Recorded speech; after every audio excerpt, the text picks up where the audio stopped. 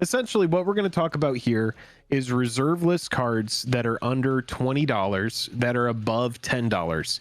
And the way that I feel about this is essentially, are there any reserve list cards that are under $20 that are worth a damn? Right. That's kind of the idea with this segment is there anything that's actually good? Because there's a lot of reserve list stuff that's like under $5 that is garbage. It's never going to be a playable card. There's just no reason to ever own a copy of it. Yeah, it'll be like something where there's like a strictly better version of the card, or it's something where it's like just way too niche. It like has some sort of application, but it only affects like one creature type.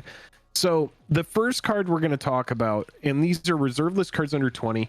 And chat, you're welcome to disagree with me, but I just went through and I was like, I clicked through, I read all of them.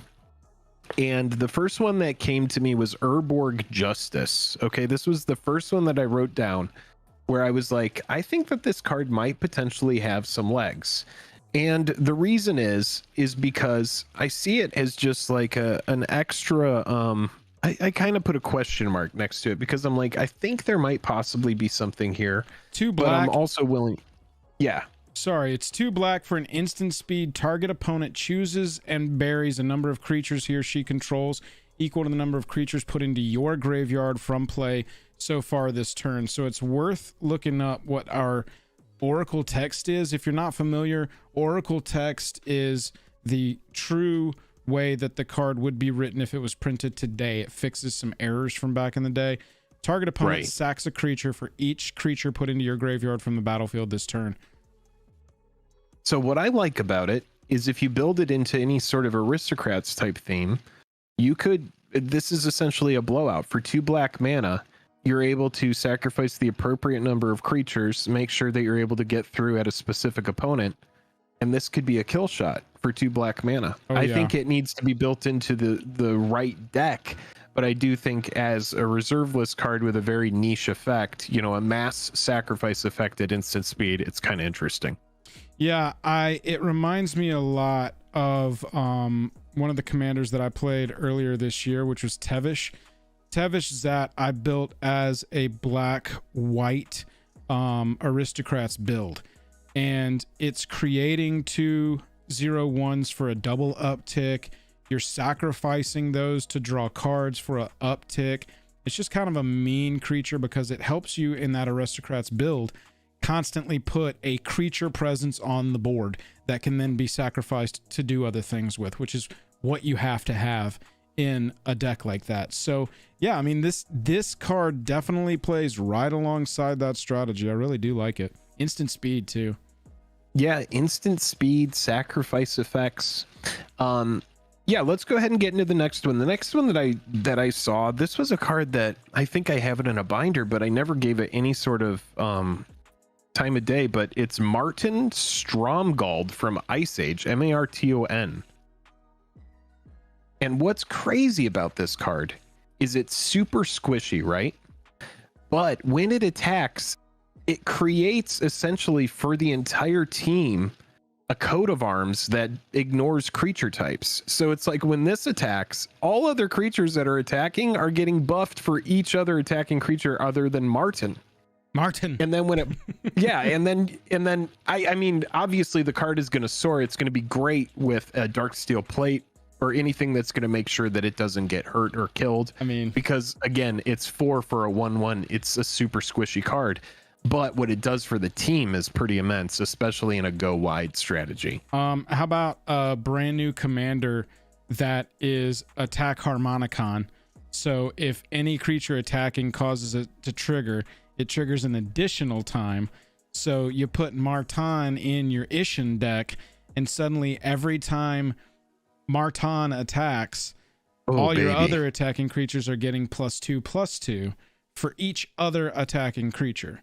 And you can attack with a bunch of thralls. They can be 0/1s. If they're attacking alongside Marton, you're suddenly getting a bunch of like 5-6 power or higher creatures all punching in. And commander, a big swing with a line of 5/5s, that is serious almost 100% of the time.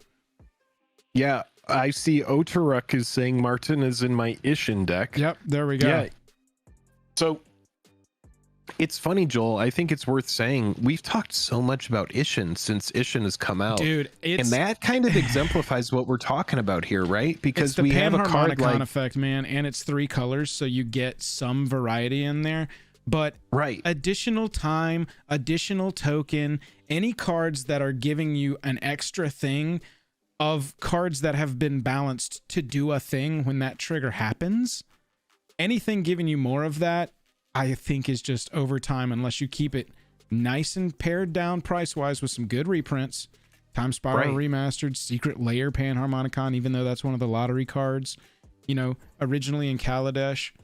This is the, you know, these are the types of effects that really pop up. But yeah, you're right. Ishin, ever since Ishin came onto the game, it's been everywhere as far as conversations go. Oh, you know what that'd be good in is Ishin. And the card is honestly, you know, if not for the power and toughness, I think the card is really strong. I think it's a reserveless card that does get better over time. I mean, it's just great for go wide.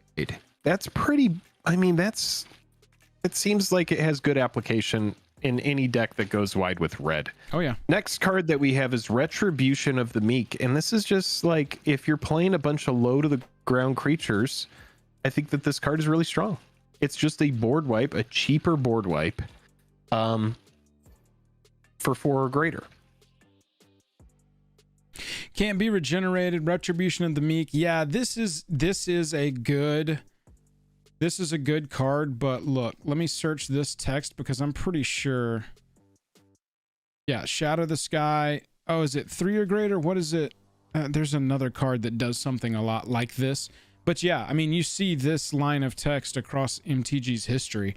Once on the reserve list, once on a Planeswalker, and most recently in the Theros set, Theros Beyond Death. I mean, power 4 or greater is like one of these things that we see it all the time. It's like Smite the Monstrous, all that kind of stuff. Yeah, exactly. But this is it on a sorcery that hits everything, which is kind of crazy. At 3 mana, I do think it's a kind of card that's niche because it's like you need to have a deck where you are casting so many creatures, but also you don't really care about,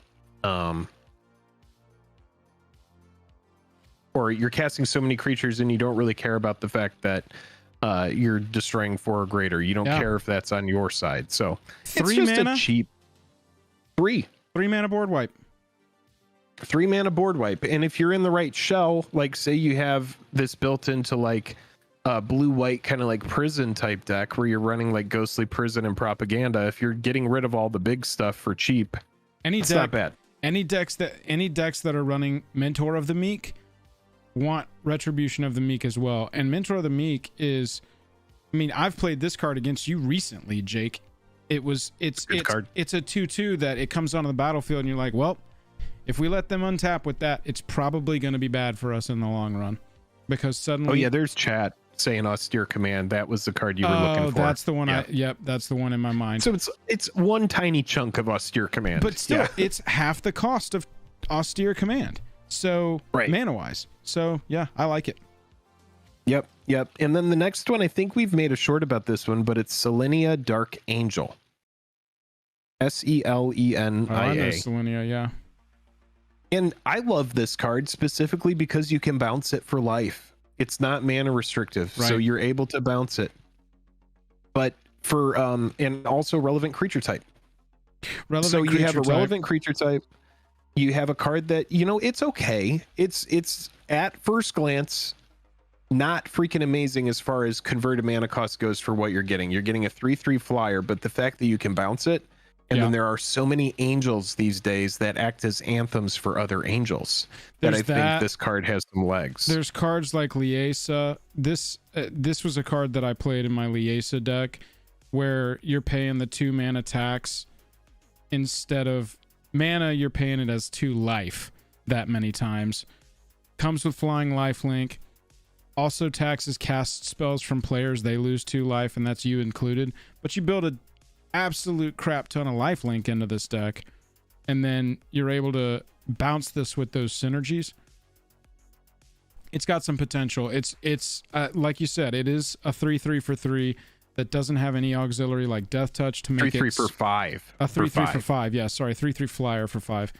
It doesn't have any residual abilities to give it more value, like Death Touch, to turn it into basically a removal spell, you know. So it's relevant with the creature type for sure. Jank has a good note in chat, says she's sick for a life swap deck. So yeah, if you're going to burn your life down and then trade your life with somebody else, it's a good card for that. Right. Next we have Unfulfilled Desires. Now, most of the cards that we're talking about here, this is a card that we did a 15-second finance on. This was also a card that got featured, I believe, in our Mirage Sleeper series. But this was a card that it just has pay 1 life built into it, draw a card, then choose and discard a card. You do have to pay 1 mana in order to use this ability. But this is just redundancy on a permanent, velocity on a permanent that is difficult to answer, right? You have an enchantment. It's one of the hardest permanent types to deal with. And you just are able to sink extra mana in, maybe EOT if you didn't use something, if you didn't use all your mana. EOT, just pay a life, draw an extra card before your turn. I think that this is easily a strong card, but I'm also very biased. I like enchantments a lot, and I love drawing cards. And you love these colors. I think that this has... I do love these colors. It's got a similar note as the Selenia Angel that, you know, in a life swap deck, this is really going to help you burn yourself down. It also just helps with drawing and discarding. I mean, we were doing commentary on a Commander game on Monday where the player in the 3rd position, I think it was Clay, just had to draw the answer to a card on the board. Needed to find it. It was critical mass time. Yep. Answer it now or it's getting out of hand. You can feel that in a Commander game. When you get to that point where it's like, this is the turn I need to answer that or I've pretty much lost. This is the kind of card you're just like, all right, I got 10 mana. I got 20 life. We're going digging. Because who cares about your life total? As long as you're still at 1, you can still win. But if you need to dig for that answer, that comes in so handy in Commander games. Alpha Investments coming through. Talking about your card in Mirage and now your radar's going off. The signal, the taco signal in the taco cave. Shredded cheese Alpha is everywhere. What's up, man? Well, see, it doesn't. Yeah, it doesn't blink. We're it's talking just about one good exploding reserve taco. list cards. We're talking about reserve list cards between $10 and $20 that might have some legs. They might have some legs. Maybe. Everybody say hi to Rudy. They may have some legs. And the next one, this one's going to be a little bit controversial. And the reason is because it's not even legal in Commander. Oh. But I think because it's not legal in Commander, the floor is absolutely where it is on this card. And the card is Yogmoths Bargain. Now, it goes back to one of the first sets that had foils. So the foil of this is just absolutely nuts. But this has skip your draw step. And you're just... Again, it's another card that represents velocity. You pay a life and draw a card. Now, this is a card just specifically for collectors, right? This is not a card that I think anybody who likes playing Commander needs to grab. Like I said, I think that the floor is here, and just as the game, there's so many cards that are banned in the game that are still worth a lot of money, that this is just one of those cards that I read it and I go, well, it's obviously a very powerful effect. God forbid they ever unban it in Commander, but if they did, I mean, it would just skyrocket. Not financial advice. That's where I was going to take the conversation. Is the question with Yogmoths Bargain is this going to get unbanned? Will this ever get unbanned? When I made a why is it banned short about this card, you know, when I was making that series, you could tell there were cards where people were, oh my God, this is so unbannable. There's way more powerful stuff being printed every freaking day. Get this off the ban list. Keep the ban list as low as possible. Versus the cards where people are just like, if I have to tell you why this is busted, you don't understand Magic. But Yogmoths Bargain is sort of on that end of this could potentially be unbanned. Chat, what do y'all think? I mean, look at it. Look at the World Championship 2000 deck and the Urza's Destiny copy of the card are pretty much the same. Right. That to me tells me that this card is at an absolute bottom. It's just finite. There are very few copies of it. And you have people that are just like, well, I just want to own a copy because it's part of the history of MTG. And then all of a sudden, if it did ever get unbanned, anybody who had any kind of position, the card would just go through the roof. But I just think it's one of those cards that, you know, players are just going to have like a copy. It's, again, not financial advice, but, you know, most of the time, commander cards are the cards that you like to target because they have so much wide application. You know, that's why most of the time we, Necropotence, exactly. Necropotence should come to mind. But I will say, to Chris Gallant's point here, resolve this for 6 mana, pay 20 life, draw 20 cards. You should probably win that game, especially if you've got something saying you have no maximum hand size.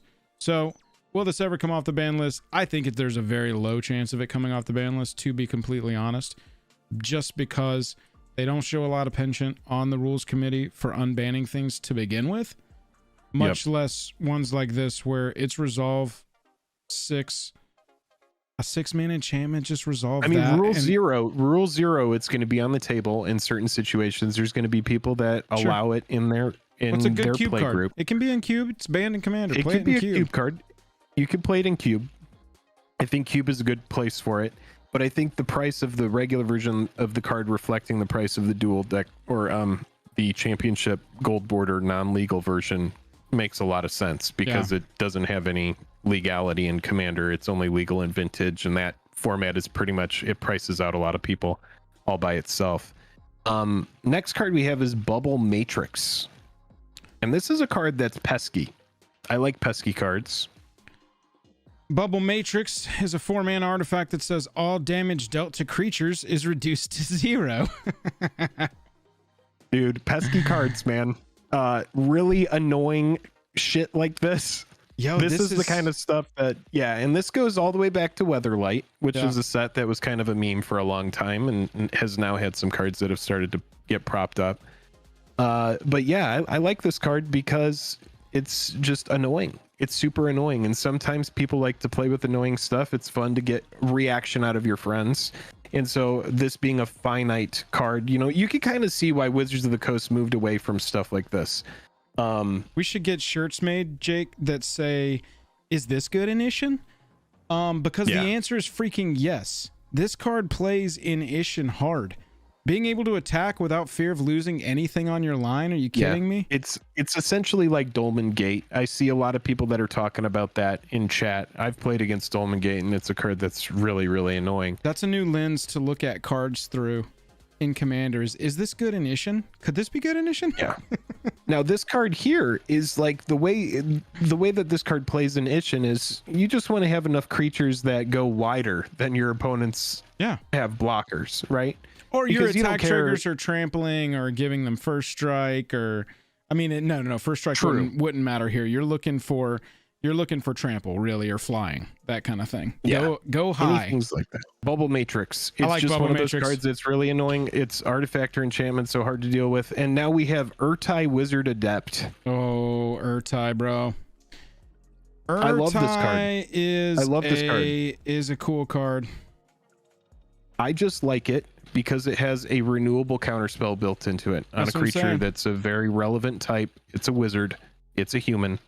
And I think that this card is great. One printing, reserve list, no artist.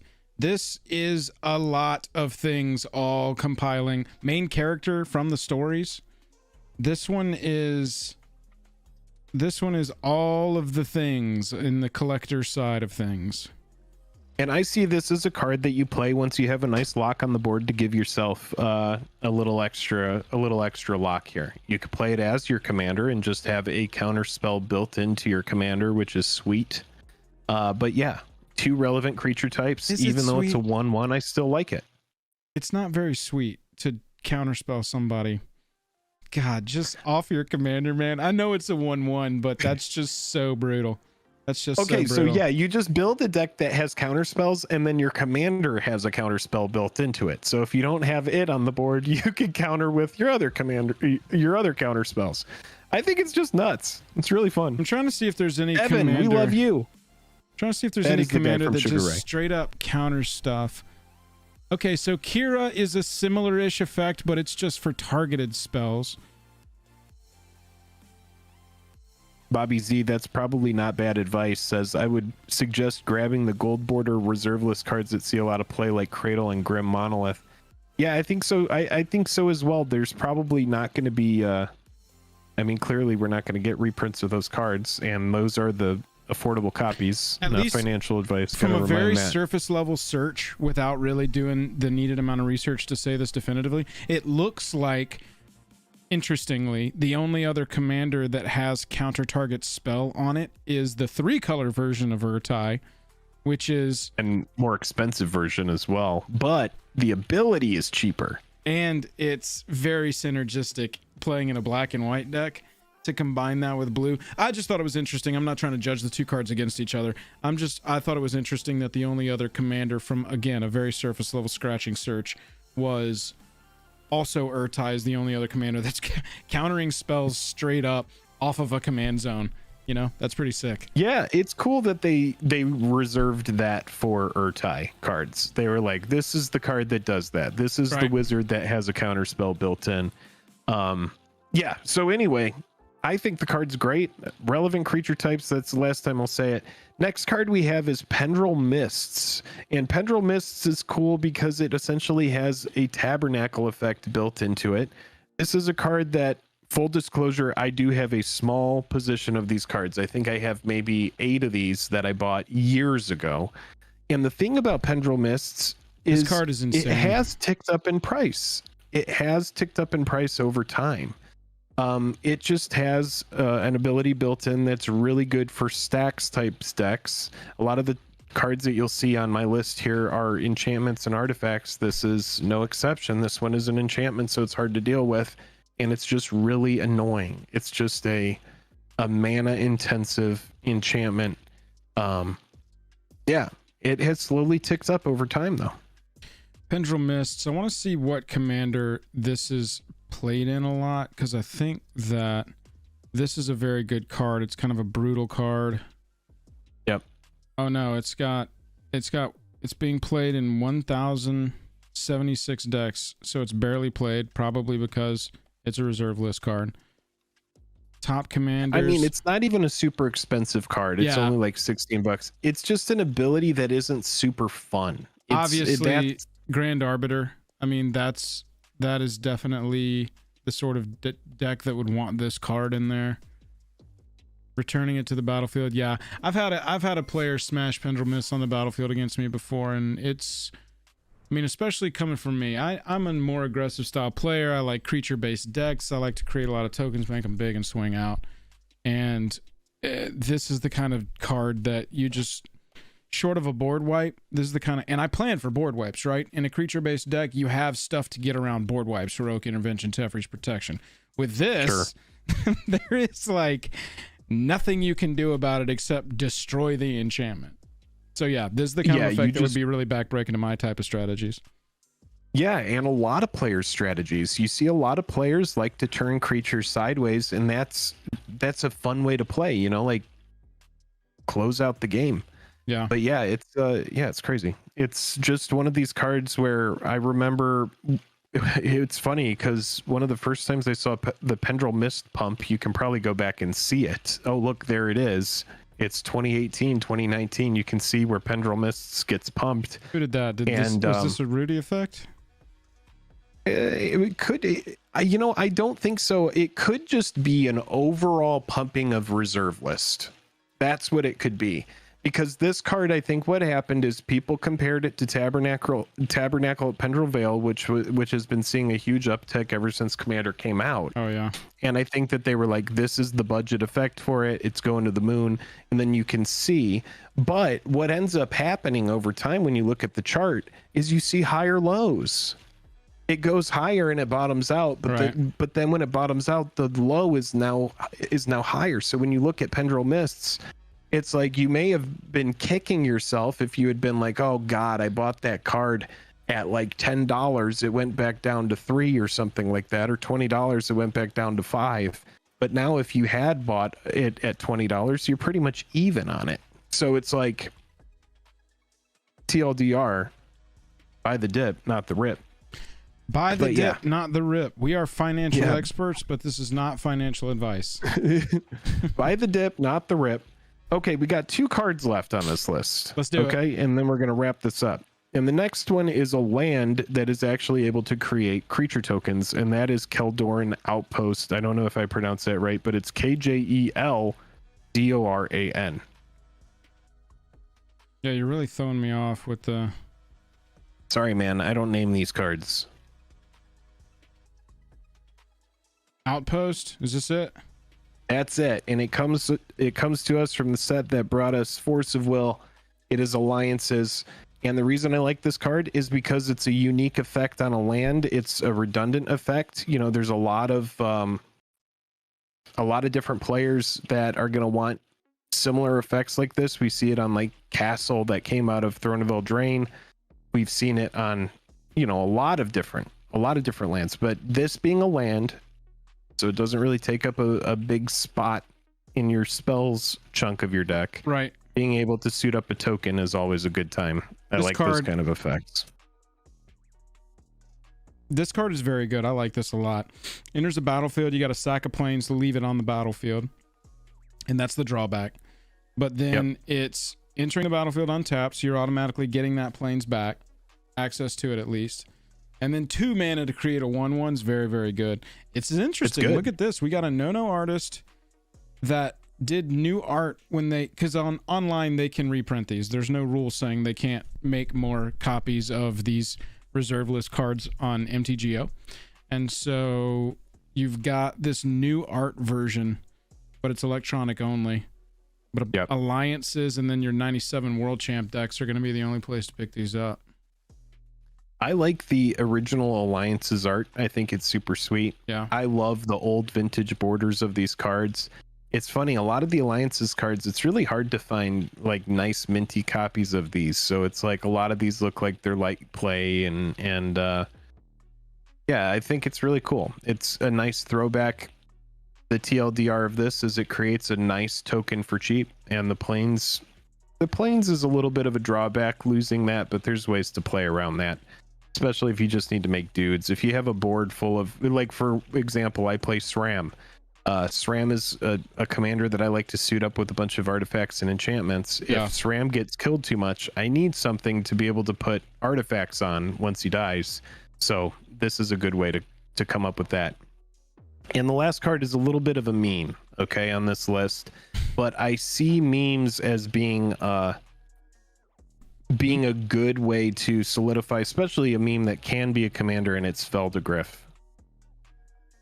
You just had to put Feld on. Is Bobby around?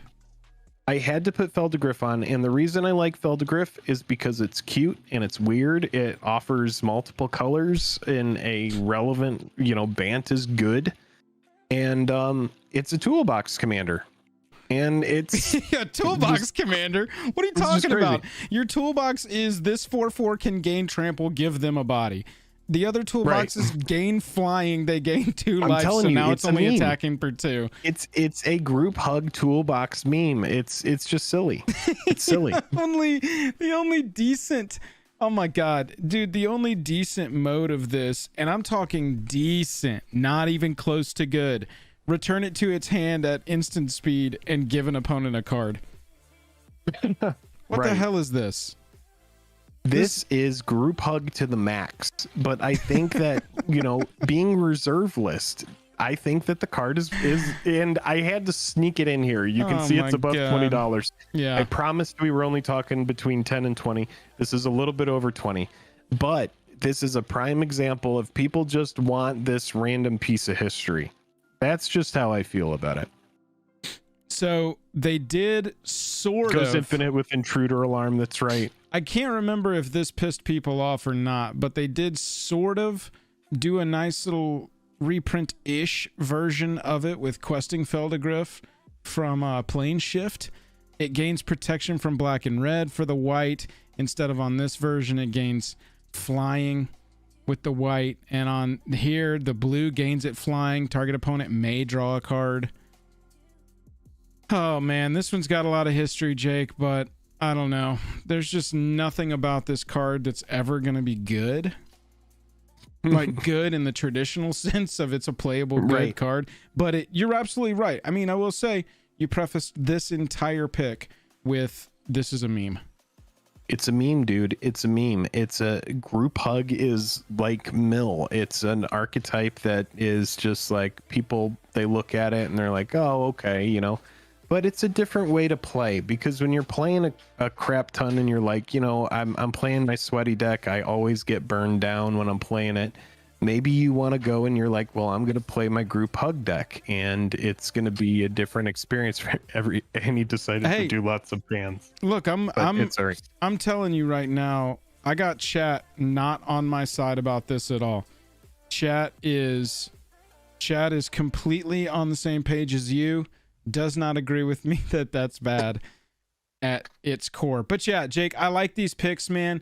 Keldoran Outpost, Pendrive Mists, Urtai Wizard, Bubble Matrix, Yogmoths Bargain. It's also got the gold version. A lot of these have that gold version. Rudy's we got an Unfulfilled Desires, Selenia, Retribution of the Meek, and Marton Stromgold and Urborg Justice. Some good picks, man. They really are. Under 20 bucks. Yeah, they're probably not going to go much lower. They're safe purchases, and you know, they are the kind of cards that if something is printed that you know, really makes these cards pop off, that's the kind of thing that'll make them explode in price. It's just a finite. It's finite. You know, that's like the big thing about these is there's a lot of these that wouldn't even be on the list if they were never going to be, if they were going to be printed again. There's like no reason to even talk about them